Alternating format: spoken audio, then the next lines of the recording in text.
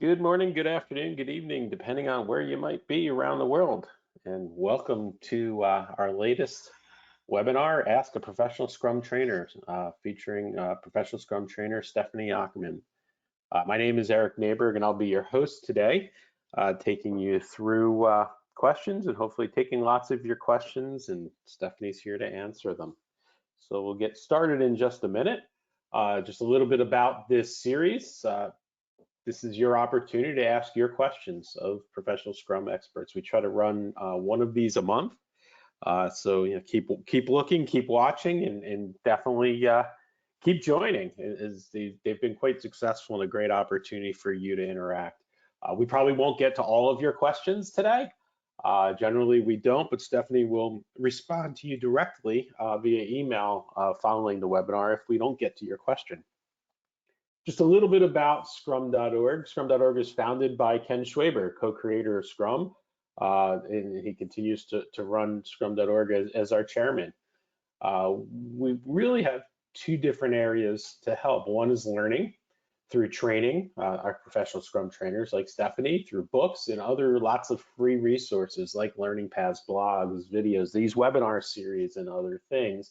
And then validation, certification, tested assessments to validate your learning, validate your knowledge, and ensure that what you've learned and then proof of what you've learned. Different training courses. What makes Scrum.org training different is it's consistent around the world. So all of our trainers are teaching the same content, same material around the globe, all featuring the material is managed by two stewards for every class. Stephanie, actually one of the stewards for our PSM, Professional Scrum Master class. Those stewards take input from all of the different trainers around the world to help improve that content, improve that material, and then push it back out.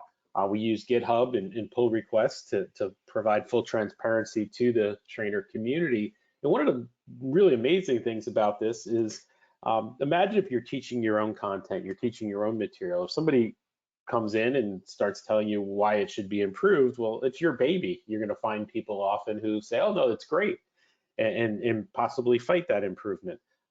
It's not Stephanie. It's not her content. It's not the content of the steward. The steward is the shepherd for the greater community and bringing that content in. And therefore, they're really a great set of people to help shepherd and steward the improvements to the class.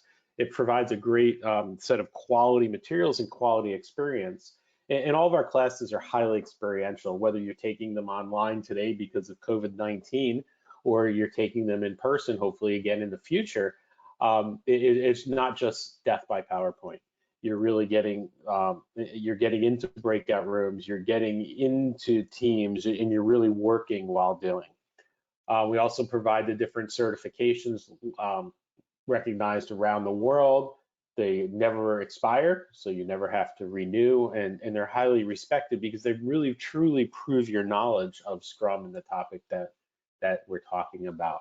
Everything being based on a competency framework to ensure that you're learning what is expected within the classes, and we're testing those areas around different competencies, managing products with agility, developing people and teams, and so on, all tied through. And lastly, before I hand it off to Stephanie, a little bit about our professional Scrum trainers. Our professional Scrum trainers are all doing more than just training. They're experienced in the world. They have at least 3 to 5 years of Scrum and Scrum Master experience, for example. They go through deep and extensive validation before they can become a trainer, including interviews, peer reviews, train the trainers. They have to take tests and other things before becoming a trainer. None of them just teach. They're really living the real world and out there learning while doing and staying up to date on different materials. So with that, I will hand it over to Stephanie to introduce herself, and then we'll take your questions. Stephanie? Thanks, Eric. My name is Stephanie Ockerman, and I run a company called Agile Socks, and I am, of course, a professional Scrum trainer. The focus of my business is professional training, and agility enablement. So in addition to the professional Scrum courses, I create additional content, blogs and videos, as well as starting in 2019, I launched some online courses. And so really the idea of helping people take their learning deeper. Also do some targeted coaching, working with companies, trying to help them implement the learning that they gain from training. And I've got a lot of different background. My career has been focused mostly on Scrum and agility, but I do have a background in traditional project management, and I still have a PMP, and don't believe those things are entirely incompatible. So that's kind of one thing I like to talk about, I've written about, and I can kind of bring in to help organizations understand how do we transition the way we run our business in that type of world. As Eric mentioned, I am one of the stewards of the professional Scrum Master curriculum. I also get to facilitate train the trainers around the world, which is a really cool opportunity to be a part of people's journey towards becoming a professional Scrum trainer. And last year, a book that I co-authored with Simon Reindl was published, Mastering Professional Scrum. And my biggest focus right now has been launching a new online course called Coaching Skills for Impact, really targeted towards Scrum Masters who want to level up. So I love the in-person training and being able to have experiential multiple days working with a group and getting really grounded in those core concepts that we have in our professional Scrum courses. And I've now had the opportunity to kind of help people go a little bit deeper with additional skills and concepts that they can use to be the best Scrum Master they can be. Great, thanks, Stephanie. And actually, we'll start your questions. I'm going to throw this slide up real quick. Ask your questions in the question box. You see that in your GoToWebinar window, and then you're able to grab those quite easily, hopefully. Let's get started. The first question that came in actually goes right to your background, and I think you touched on it a little bit. As a traditional project manager, how do I step into Scrum and the Agile project management platform, Scrum Master role, and so on? I know this is exactly the path that you took, Stephanie. So do you have some thoughts? Yeah, a lot of thoughts on this one because I did take this path myself, and I don't think there is only one path. So just to start with that. One of the things that I think can be challenging is if we're coming from a traditional kind of waterfall style SDLC type of methodology. One of the things that I know is like a personal thing, as well as the background I was coming from, is that idea of shifting how leadership happens and moving towards self-organizing teams, and instead of organizing and managing and tracking the work for people, it's that idea of how do I now help them become more empowered and more effective at self-organizing without actually undermining that self-organization? How do I still challenge them without undermining? How do I bring in my teaching and coaching skills? So for me, making that transition, a huge part of it was the mentorship I had, and the solid training in professional Scrum, and having a mentor, being part of a Scrum team, seeing what it's like to have a great Scrum Master, really helping to empower and enable that Scrum team, and then being able to step into that role. And it was still hard. I still had some tendencies to want to help, right? Help my team.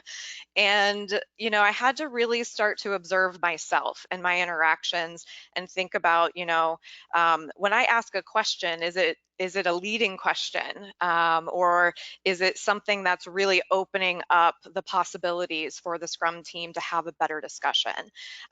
When I want to jump in and help because it looks like we're going to fail or we're not going to meet a certain goal, I have to question myself, like, is this the right time for that? Or is this going to create a dependency on me, or perhaps make me come across as the expert who has to answer all the questions? So there's a lot of interesting dynamics dynamics. And those were some of the challenges that I had as a project manager making the transition.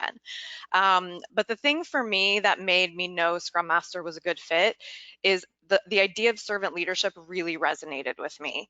So by doing the work, getting feedback, a lot of times early on that was like, hey, you're kind of wearing your project manager hat right now, and being willing to reflect on that and go out and learn more skills. So yeah, I bring my organization skills to support my Scrum teams today. My project management background definitely serves me, also helps me understand the organization better so that I can help remove impediments.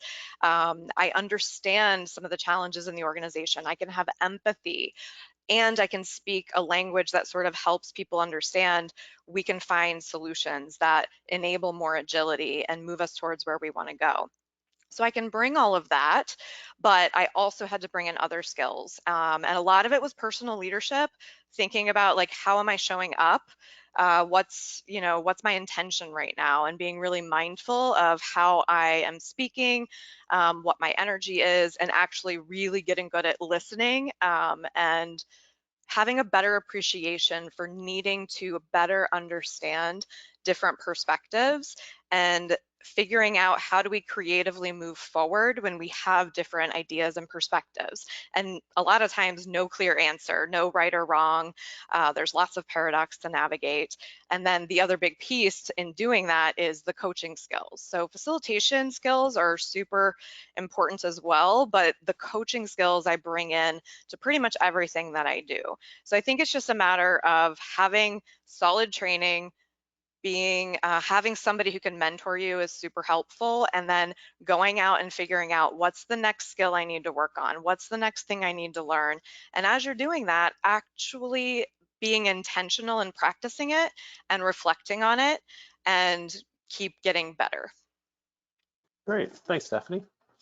I knew that one would be right up your alley since it's the life you lived. It Um, is. so the next question, I think this really comes to conflict in general, but Xavier asks the question in a specific way, so I'll ask it this way, but I think it's really probably more around conflict. Two developers are arguing about delays to dev. Um, who and how can it be stopped? I think to me the question is more, as a Scrum Master, how can you help developers and development team members dealing with conflict? Yeah, conflict. It's inherent, right?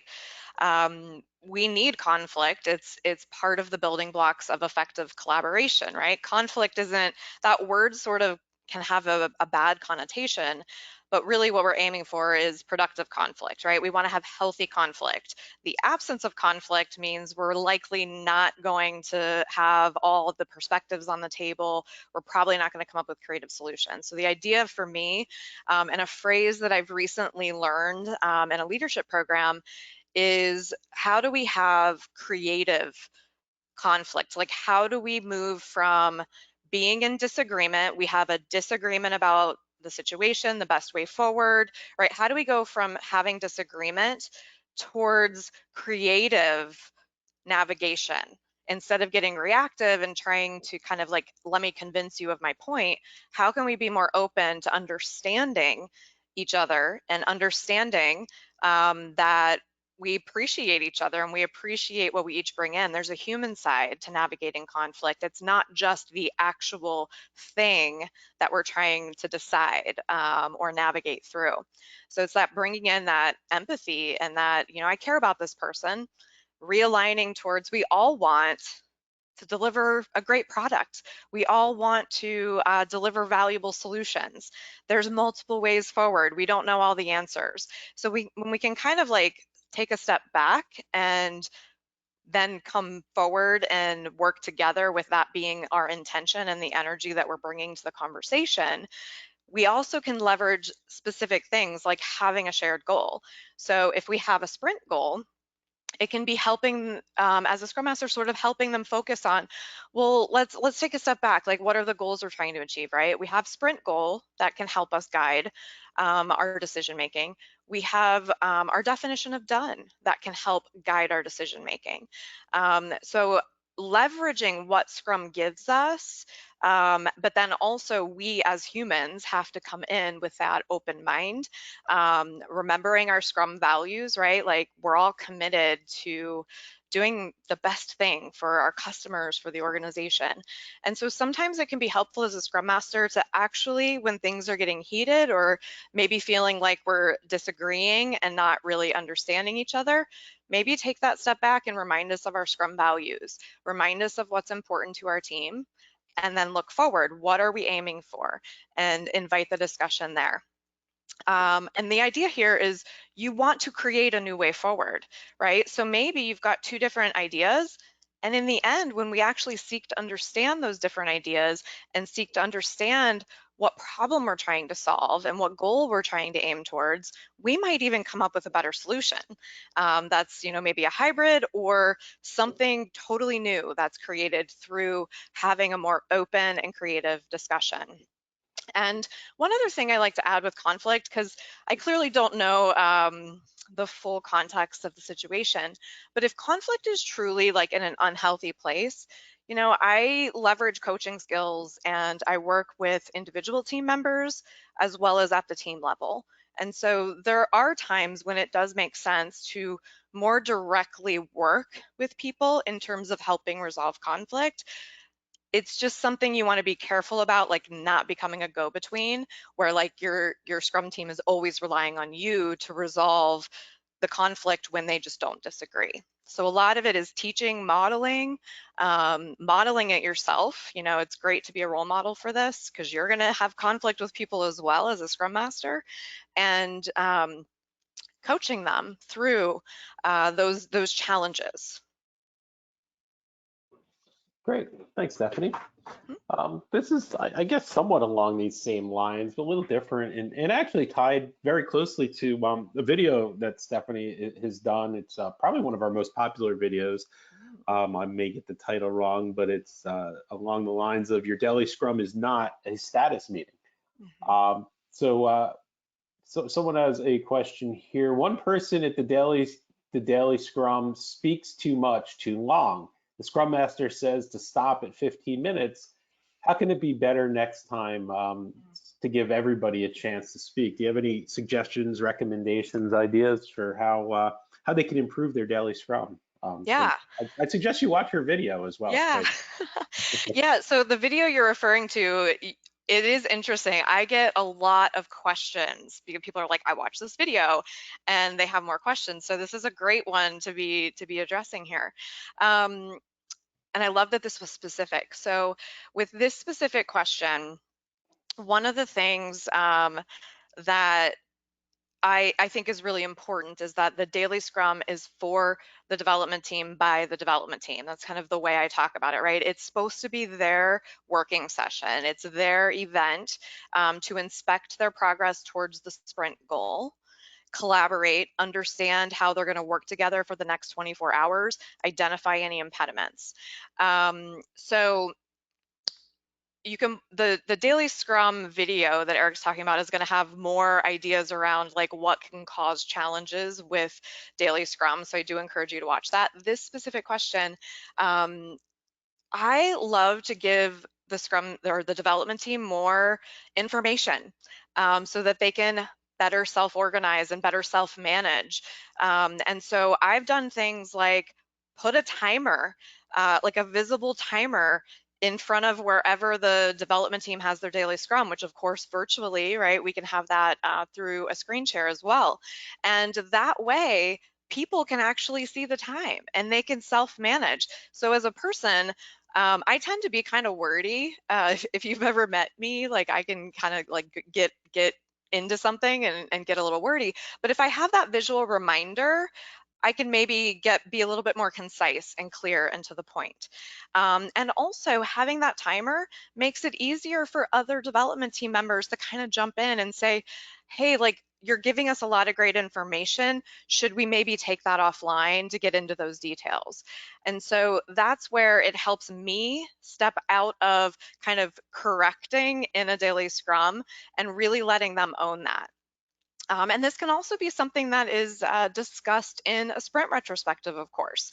How effective are our daily scrums is a great question for a sprint retrospective. And, opening the door for the scrum team to talk about the challenges they're having with any event really, or any artifact or any aspects of the process, and how a development team is running their daily scrum. That's an aspect of their process, and it can be inspected and adapted. Actually, we want to be inspecting and adapting it. Other things that I've done to put visual cues up is encouraging the Scrum team to have their sprint goal um, actually visible, whether it's electronic or a physical board, so that they have that in mind, right?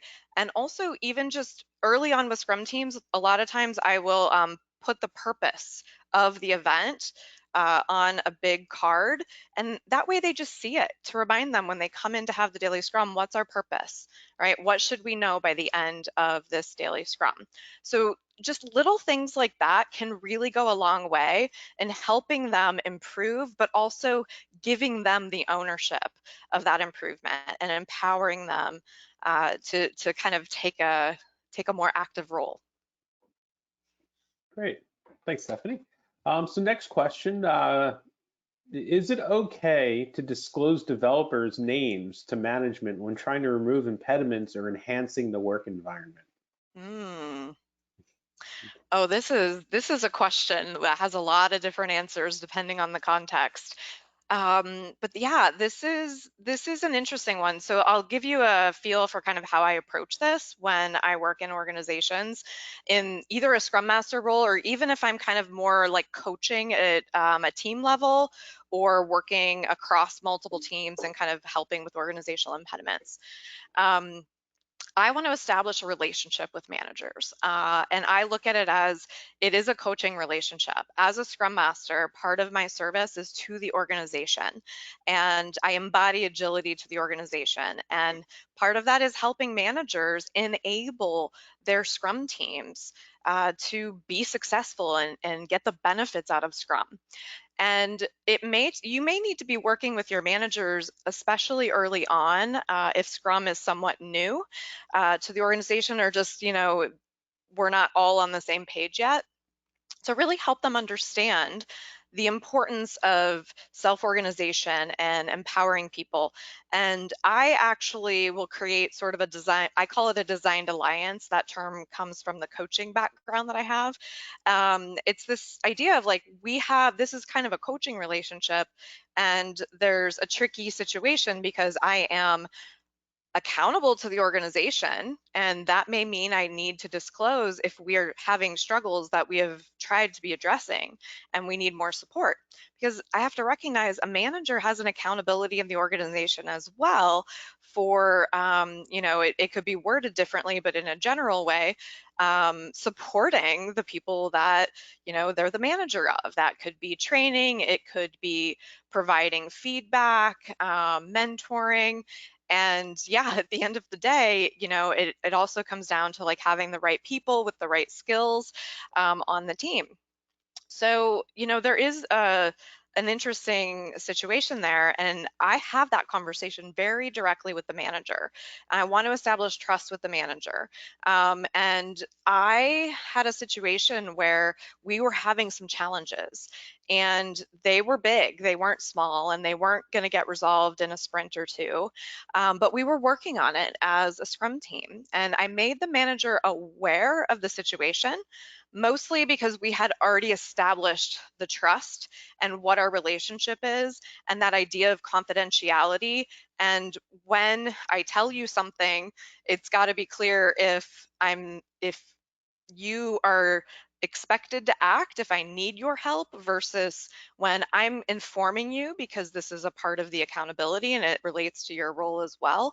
And we've got to navigate that together. And I've had a great experience working with managers, actually. So you might be surprised when you open the door to have that conversation about confidentiality, about it. And also, one more thing I want to add is managers have to help me understand at what point do we need to take a different approach? And being able to collaborate with management is important. And full transparency, the team was addressing the issue together, manager was aware, and also the team was aware that I was addressing the challenge with the manager. Right? So it was transparent all around. And I think if we do that, it's all about keeping that trust and keeping kind of a clear understanding of boundaries and what the expectations are in each situation. Great, thanks, Stephanie. So next question. How do you support, and there's a bunch of questions around estimation and story points and things. This is an interesting one. How do you support a team to start estimating before their first sprint? So I guess you're heading into your first sprint, you're just getting started. So the team's just forming. How do you start to do estimation? Any guidance there? Yeah, I don't think there's one right way, but I'll share a few things that I've tried. Um, One thing is you mentioned story points. So story points is one technique that falls into the category of relative estimation. And you could also do t-shirt sizing. So just want to make that clear. I do prefer and promote relative estimating. And I think that is a good way to get started.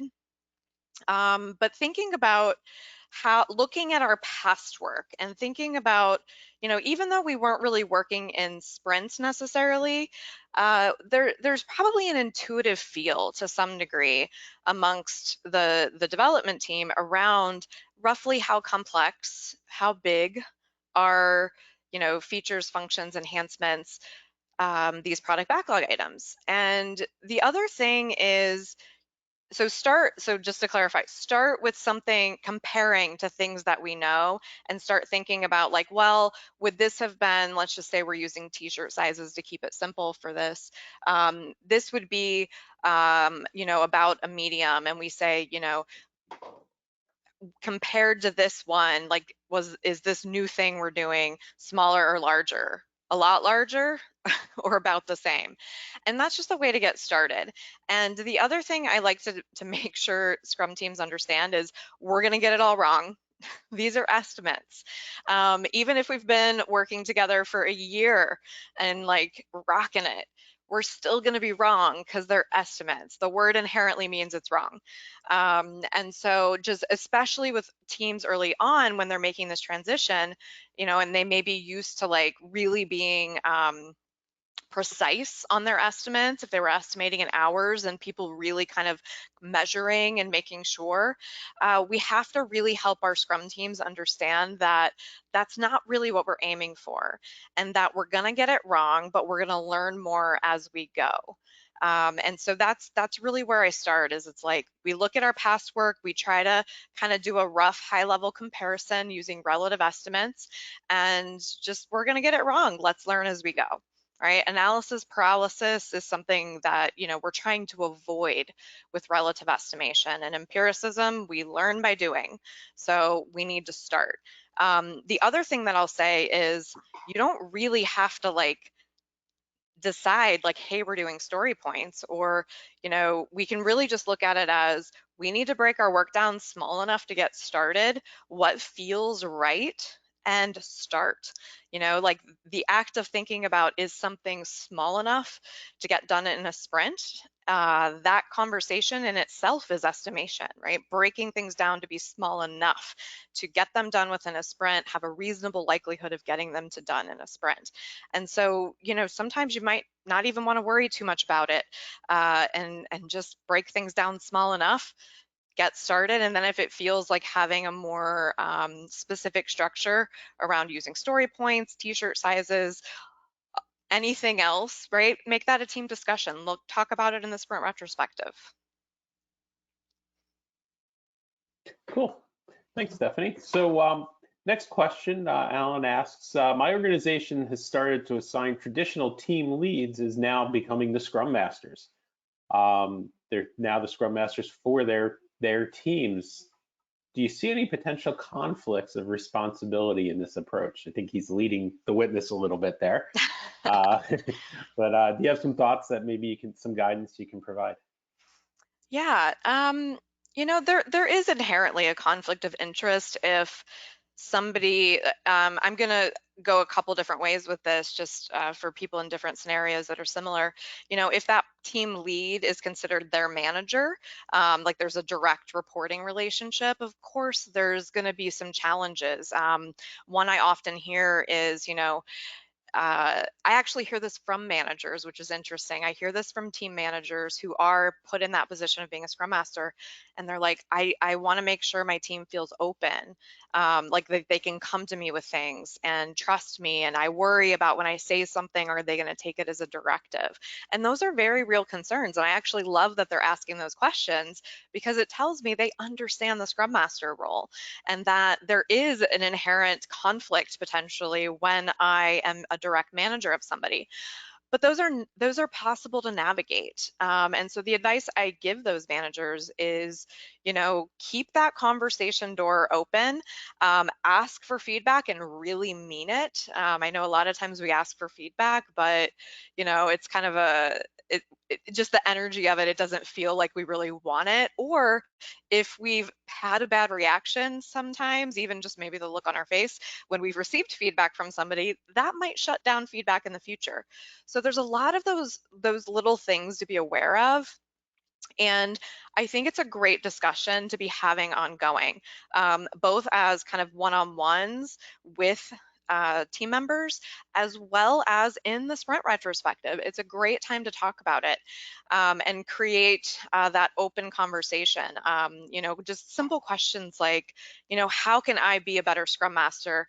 How can I be a better manager? And, when do these get confusing for you? And maybe let's talk about when do they get confusing for me? Some very simple thing is I tell people to, think of it as I'm putting on my manager hat, or maybe it's I'm putting on my scrum master hat, whichever one, but just to be really clear, when we're kind of in that multiple role scenario, that the everybody involved understands, like, what's my come from place right now? Am I coming from the place of a scrum master? Am I coming from the place of your manager? Now, there may not be a direct reporting relationship with a team lead being the scrum master. This could simply just be, just kind of a hierarchy of titles. And again, like, there could be an issue, but there doesn't have to be. It all depends on, how the team lead approaches their role, as well as how the team members are treating the team lead. And it's having a conversation around, hierarchy, authority. Like, is there some baked in assumption that because I have a certain title that I know more or I'm an expert? Let's have that as a transparent discussion. And that sort of lessens some of the, like, people are stressed about it, right? Like, people know it's an issue. Are we talking about it? That's something to just, let's have that conversation. Let's be open. Let's give each other feedback. Let's work to improve where we're challenged. And most people are challenged when those types of issues come up. And so if we're not talking about it, that's it's still probably there. And then the other piece I do want to take the opportunity to add here is I think we need to be really careful about just taking people who are in a certain role today and saying, oh, you're now the scrum master. um, there are distinct skills and traits involved in being a scrum master, and I think that we need to kind of recognize that. And also, to some degree, does that person want to be a scrum master is a really great question to be asking as well.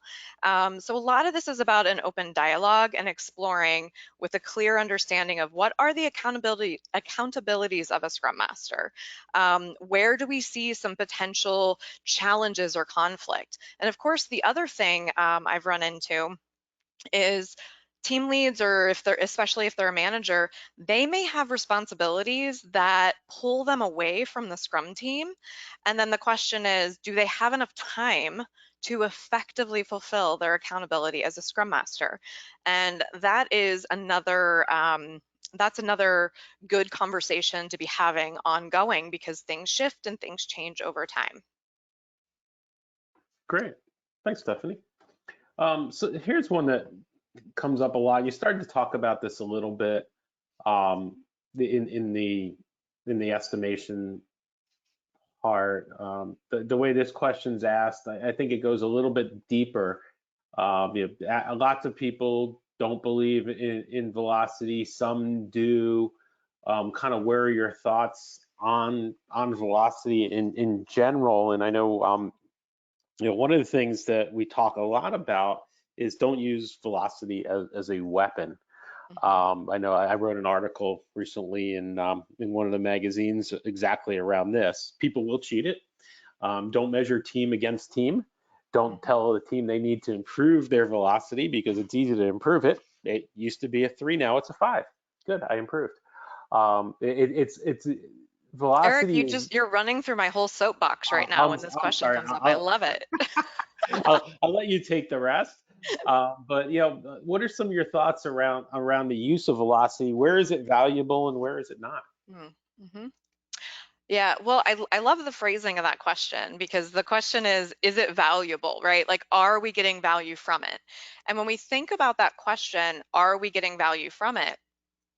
Um, well, what is the purpose of velocity? Well, the velocity is really just our past ability to turn product backlog items into working product, right? Into done increments of product. So really the benefit of velocity is it helps the Scrum team understand a little bit more about what their past history has been, and that is an input potentially to sprint planning. And there's also the idea of intuitive understanding of their past ability and intuitive understanding of the complexity and size of the upcoming work. So velocity helps create transparency, but that transparency is to what has happened in the past. And so I want to tie into some of the points you were making, Eric, that the reason we don't want to incentivize, improving velocity or trying to compare Scrum teams is velocity will lose transparency, and then it no longer serves its purpose. And then of course it can lead to a lot of anti-patterns as well. So if we're using velocity, the question is, are we getting benefits from it? And do Scrum teams need it? I don't know. Are they able to get to done increments frequently? Are they getting to a done increment every sprint? Are they able to forecast to the necessary extent that is needed for their type of product? And that question, what I'm hitting at is, this is kind of product dependent in my mind, like how much time you actually spend and how detailed you want to get with your forecasting is in release planning is kind of dependent on your product and your organization or business needs. So some Scrum teams that are doing more of a continuous delivery style, where they're just like putting stuff out every time a product backlog item is done, they tend to have less rigor around the estimation. They're still estimating in a sense, because they're breaking things down small enough to get them done in an increment and have a reasonable likelihood of understanding the complexity and size. But velocity is a technique. The word velocity isn't even in the Scrum guide. Now, I will say most of the Scrum teams I've worked with, they've used velocity to some degree, but it wasn't, again, because we did the work to understand and level set on what velocity is, it wasn't the be all end all. And we didn't spend a ton of time trying to like really nail down the perfect estimate, which doesn't exist, as I said before. So most of the Scrum teams I've worked with, even if they're doing continuous delivery, they still have some need to forecast. In some cases, it's not too far into the future. So they don't necessarily worry so much about like sharing velocity charts. They just kind of have their own way of like having that sense of velocity. And being able to forecast. And so it can be more fluid and flexible.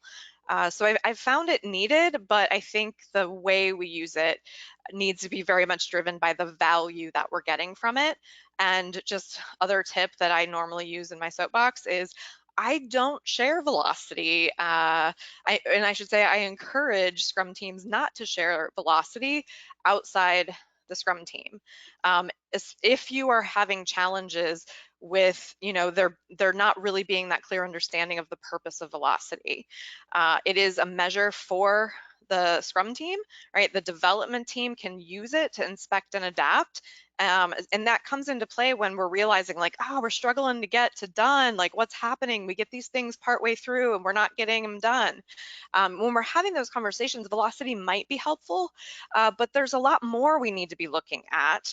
It might help us identify bottlenecks. It might help us identify process improvements, but velocity alone can't do that. It's just a piece of information that you can pull in to inspect. Cool. Thanks, Stephanie. And yeah, I mean, velocity is so often misunderstood. And at the end of the day, it's a way to help you predict as a team. Mhm. That's what it Yeah, is. it's forecasting. Exactly. Mhm. And it's not, I hear people talk about, oh, Scrum's going to help us increase velocity. Scrum's going to help us deliver more value. It's going to Yeah, help us focus on it. We're not doubling yeah. velocity. We're not doing half the Mhm. work in twice the time and all of these things. What we're doing is we're delivering more value because we're focusing on value. We're, Mhm. we're, we're working better together as a team and increasing the way we work as a team. So thank you. Yeah, and if I can add just one thing you made me think of to bring in here, it is just to clarify, it is part of the Scrum team's process. And so they choose, do they need velocity in kind of like this rigorous kind of tracked way, or do they rely more on, rough ideas and, so kind of the level of precision with that and how much time is spent using it, that is part of the Scrum team's process. And it's worth having that conversation in the sprint retrospective. Is this wasteful? Is this helpful? And I've worked with Scrum teams where they needed velocity to help them like better break down their items and better plan their sprints, and because of a need to forecast further into the future for the type of customers that they had.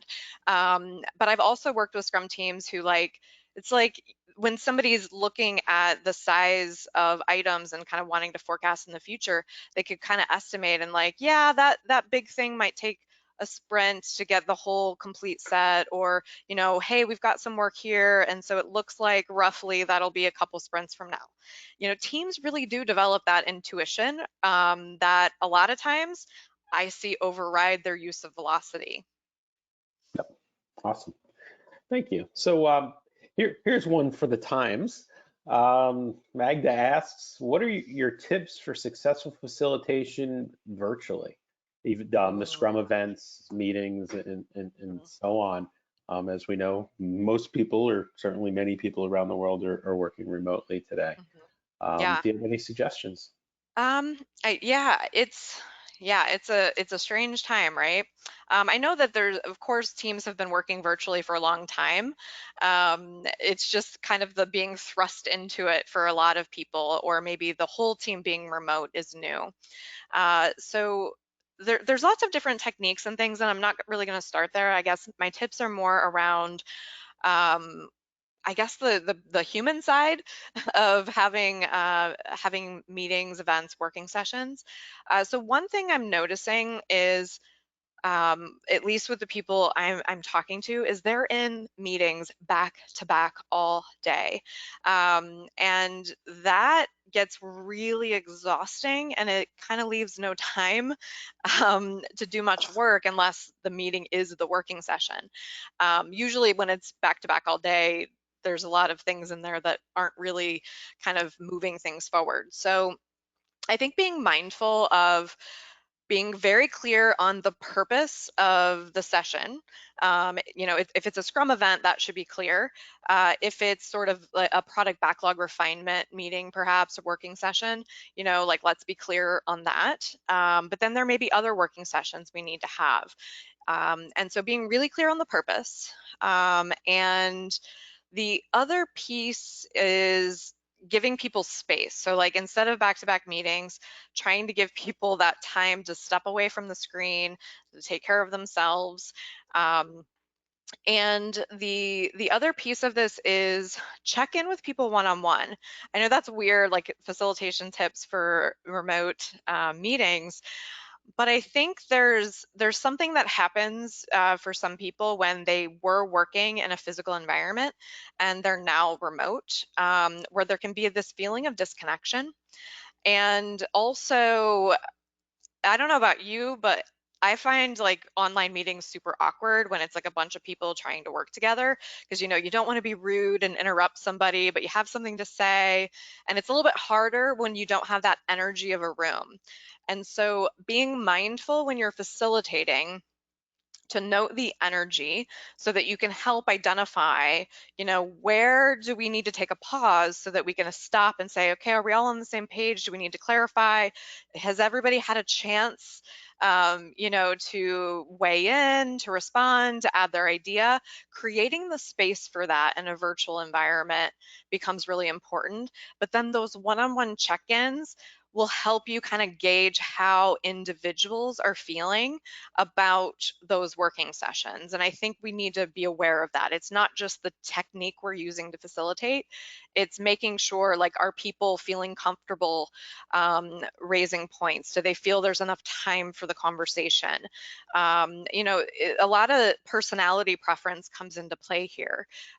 So for introverts or people who are kind of like, I need more time to process, that could be even more delayed in a virtual environment, or they just don't like to interrupt people. Again, that can be exacerbated in a virtual environment. So I think those are really the things I would focus on that are more big picture, that can help alleviate some of the challenges with having uh, all of our all of our sessions being remote. Cool. Thanks, Stephanie. There's a bunch of questions that are kind of similar. So I'm just going to kind of summarize here. It's all about how does a Scrum Master show their value in really measurement back to the organization? Do you have any suggestions in tips around Scrum Masters showing that they're doing a good job and how they prove that? Yeah. Yeah, this is always a fun question because we can go a lot of directions. At the end of the day, the Scrum Master is is successful when their Scrum team is successful. However, there are some paradoxes we have to navigate here.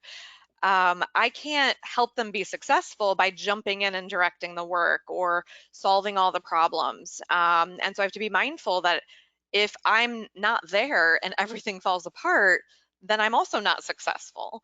So we have to kind of look at this role is very unique in that way, right? I am inspiring, I'm empowering, I am enabling, I am challenging, but I also need to look after the health of the Scrum team and look after kind of the organizational aspects as well.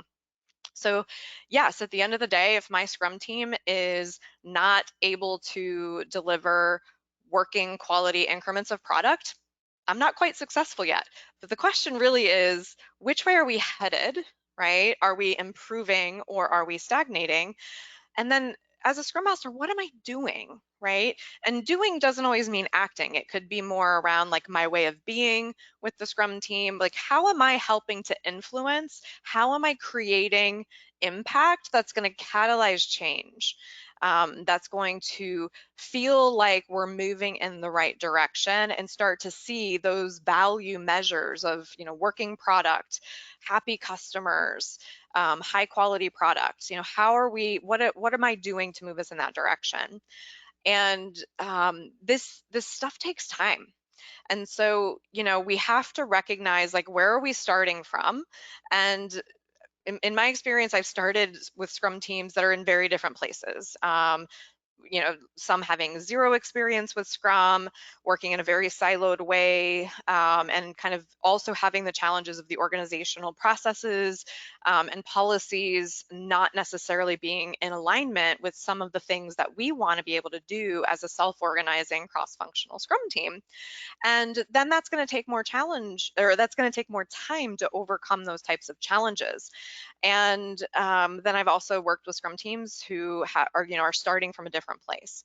So look at where you're starting, or where you are right now, and look at what is the success in terms of true successful outcomes, and then look at, how do I help improve these outcomes, right? And how do I manage those kind of competing interests of, well, they're not really competing interests, they just kind of bring up some competing things within ourselves. This idea of them, the Scrum team delivering value frequently with high quality, and being self-organizing, having high morale, enjoying their work, learning and growing, continuous improvement, embodying agility to the organization as well. One other thing I like to remind Scrum Masters of is, it's not just about the low-hanging fruit of, removing impediments. That, we need to also be keeping in mind, how are we chipping away at some of those larger organizational impediments? So kind of managing all of that is in the realm of measuring success. It's not, you could say there's a simple answer of, are we delivering value every sprint, and do we have high quality? And looking at the value metrics around, the product, our customers, our business, that is important, but there is a bigger picture to consider. Great, thanks, Stephanie. So the next question, we've got time for probably one or two more. Um, does a Scrum Master have to be technical? Hmm. Well, I wouldn't consider myself that technical. I'm technical enough. I have written code before. You don't want me to write code though. Um, yeah, this is an interesting question. I don't really have a strong technical background. I have like a little bit of a technical background. I can certainly follow conversations, and understand kind of conceptually, and be able to support high level conversations and follow along. But I don't think that's necessary. It depends, is I guess my answer. I have found that having a little bit of technical background gives me the ability to be more, I guess, effective when it comes to understanding what's going on in a conversation. And a lot of times I'll ask a question that isn't the right question because I'm misunderstanding it. But a lot of times I do ask a good question that helps them think of a new idea, or helps them move in a direction, or helps them realize they're spinning and they need to, move forward with the decision. So, I don't think it's necessary. But I guess I will say that there may be instances I haven't come across necessarily where having a technical background may be desired. I think I definitely don't think it's a requirement, because as we've talked, a lot of the things I've been mentioning is really around that understanding, and that ability to recognize, like, oh, this is about not having enough transparency, or hey, let's have a conversation about, the transparency we need, in order to be more effective, or hey, like, this seems like a conversation where I can bring the Scrum values in. This may be about how I help my Scrum team learn to effectively and creatively navigate conflict. This may be about facilitation skills and coaching skills, helping to create consensus around clear decision making. So I think there's a lot of skills that come into being a Scrum Master that aren't technical. And so my take on it is, you definitely don't have to be technical. And if you are technical, like, that might be helpful for a Scrum team.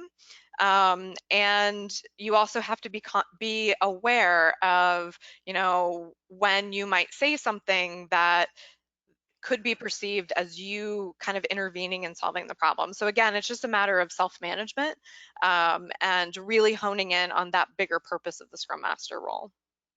Well, thanks, Stephanie. And yeah, I think a lot of it comes down to the right personality. I had written an article around, I'm a project manager. Does that mean I'm now a Scrum Master as we move to Mhm, Agile?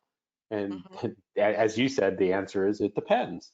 You might be really amazing at managing projects down at the detail level, but not have the right personality to mhm, serve the team, to lead the team, to coach the team in all the things that are needed. And I think in this instance, it's very, very similar. mhm, If you're too technical, maybe you're solving all of the problems instead of coaching the team to help them resolve the problems on their own.